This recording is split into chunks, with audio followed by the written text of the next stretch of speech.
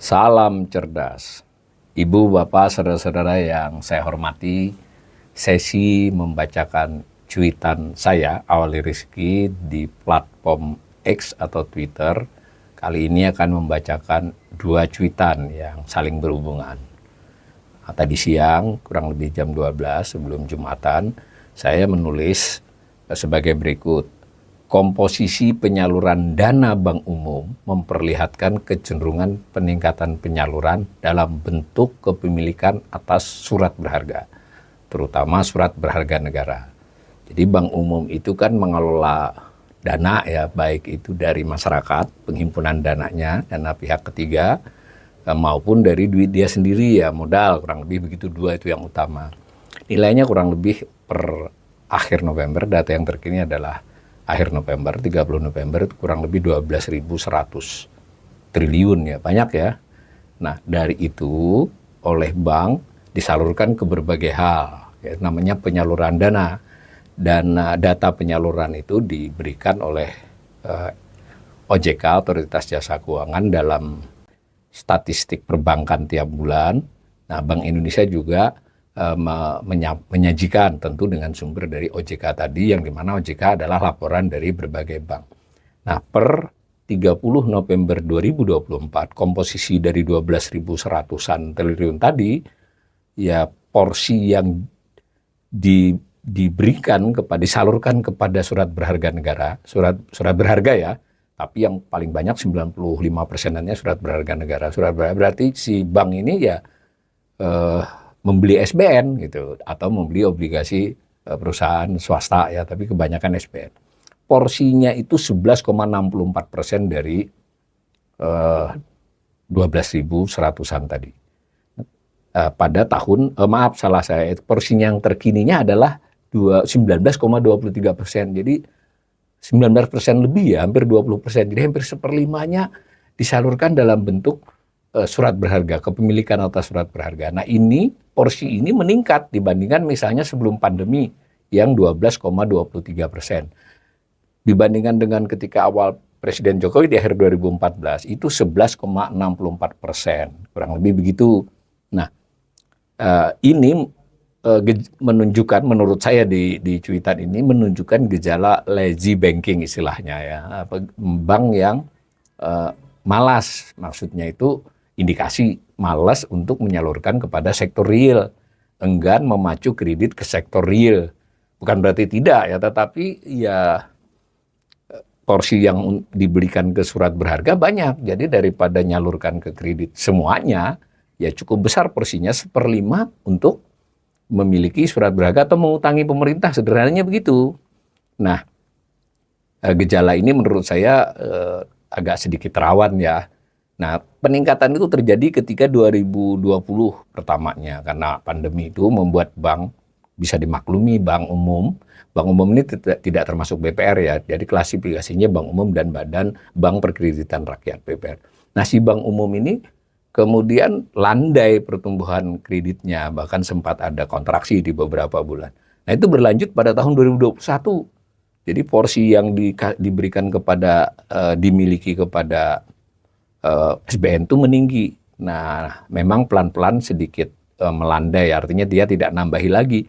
Tetapi di 2024 ini menarik ya, porsinya jadi bertambah lagi.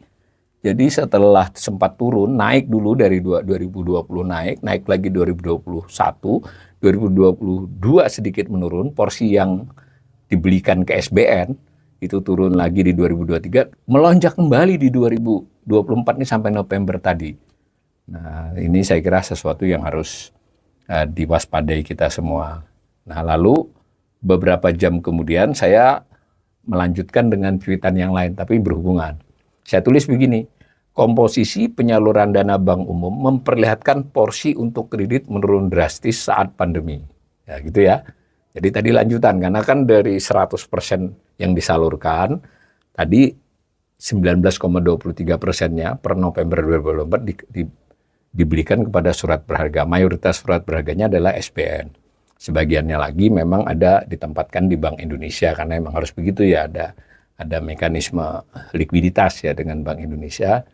Nah, ada juga yang sifatnya ke bank lain juga ada, tetapi yang biasanya untuk jika perekonomian itu dinamis, berkembang, itu pasti yang terbesar, bukan hanya selalu terbesar sih, tetapi tugas utama bank sesuai definisinya di undang-undang dan definisinya di Teknik itu sebetulnya kan adalah lembaga intermediasi. Jadi harusnya mereka ini porsi yang besar dan terus bertumbuh, sekurang-kurangnya bertahan di porsi yang sangat besar itu adalah kepada kredit. Tapi tadi dari cuitan saya sebelumnya tadi, mereka cukup banyak porsi untuk surat berharga, khususnya surat berharga negara. Jadi membeli surat berharga gitu. Nah, ini terkonfirmasi dari porsinya untuk kredit yang juga tertahan. Nah, misalnya untuk sebagai informasi, pada waktu pandemi, itu waktu 2019 porsi yang diberikan dalam bentuk kredit itu 68,64% dari seluruh penyaluran dana dia ya. Nah, menjadi 60,94, jadi turun sekitar berapa itu 8%. 8% itu banyak ya pada tahun itu, sekitaran berapa itu kalau 8% dari 10 ya kurang lebih 800-an triliun. Nah, yang tidak lagi disalurkan ke kredit. Nah, kemudian berubah memang perlahan-lahan membaik ya, ketika 2021, 2022, 2023 pelan-pelan porsi untuk kredit kembali naik. Tetapi masih bertahan 64,02% sampai akhir November 2024. Artinya belum kembali pada angka kisaran 68% ketika sebelum pandemi. Nah, jadi ini memperlihatkan sektor real masih belum cukup terdorong ya. Artinya bank masih ya tanda petik itu enggan, ya harus mikir-mikirlah nyalurkan ke sektor real. Toh kalau misalnya dia surat berharga, ya rata-rata yield 6-7%, kalau dia menyalurkan ke kredit, ya sebutlah 9-10%, secara umum ya tentu ada yang di atas itu, ada yang sedikit di bawahnya. Tetapi yang ke sektor real itu kan ada biayanya dan segala macam, dan meskipun nanti hitungannya tetap lebih tinggi, tapi kan ada risiko. Kredit macet lah, atau sekurang-kurangnya kredit yang tidak lancar. Sementara kalau dia beli SBN, itu sejauh ini SBN tuh selalu lancar kalau jatuh tempo dibayar, kalau jatuh waktu untuk menerima bunga si bank. Kalau dia butuh duit tiba-tiba dia bisa repo ke Bank Indonesia, bisa jadi jaminan untuk minta kredit ke Bank Indonesia. Akibatnya bank memang terdorong untuk memiliki SBN yang besar. Nah, akibat lanjutannya maksudnya, maka yang terdorong kepada sektor real menjadi porsinya menjadi lebih sedikit. Mungkin secara nominal kredit tetap tumbuh ya. Ini harus hati-hati kita, kreditnya tetap tumbuh, tetapi tumbuhnya itu tidak seperti masa-masa lampau. Nah, bank bisa juga dilihat dari sisi namanya loan to deposit ratio, LDR ya. LDR itu membandingannya bukan dari duit keseluruhan bank, tapi hanya dari dana pihak ketiga, dari simpanan masyarakat. Nah, dibandingkan dengan kredit yang diberikan, tapi karena namanya loan to deposit yang menjadi pembilangnya ada loan kredit, yang menjadi penyebutnya adalah simpanan masyarakat. Itu memang masih cukup tinggi ya, di kisar 80-82% belakangan ini. Tetapi si bank sendiri memupuk modalnya makin besar. Jadi tingkat kecukupan modal bank-bank umum di Indonesia di atas 20% pada umumnya, terutama bank buku 3, buku 4 di atas 20%. Jadi bahkan ada yang sampai 25%. Padahal menurut best practices perbankan, 8% itu sudah aman. Kalau 20%, apakah lalu jadi sangat aman? Begitu yang dinarasikan oleh Bank Indonesia maupun oleh OJK. Tetapi kalau kita baca terbalik, ya ini bukan soal keamanan bank, berarti sektor real tidak terdorong. Bank tidak menjalankan fungsinya sebagai lembaga intermediasi secara optimal. Semacam itu ya.